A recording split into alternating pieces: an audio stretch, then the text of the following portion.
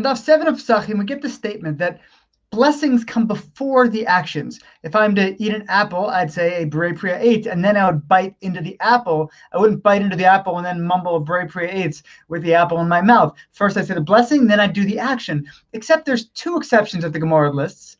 Dunking into a mikveh, say the blessing about going to mikveh and purifying yourself, and blowing a shofar. Why blowing a shofar? The person who says that you have to blow the shofar first and then say the blessing says, we're really concerned that somebody's going to say the blessing and then mess up the shofar blowing, and it's not going to be good because you're not 100% on your shofar blowing. And someone else says, no, we don't do that. There's a whole bunch of things that we don't actually do correctly. And, when you're slaughtering an animal, you can mess up there. There's a bunch of things that we do. We're not going to make that an exception. So everyone else kind of rejects that statement and says, but the immersion in the mikveh definitely applies.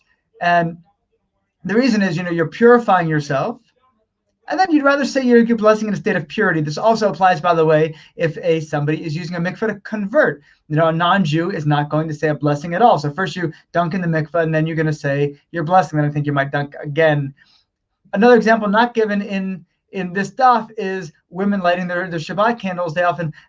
Because when they say the blessing on lighting the Shabbat candles, they bring in Shabbat. So it is common for them to light the candles first, but then cover their eyes so they don't see it, and then say the blessing, and then kind of open their eyes to look.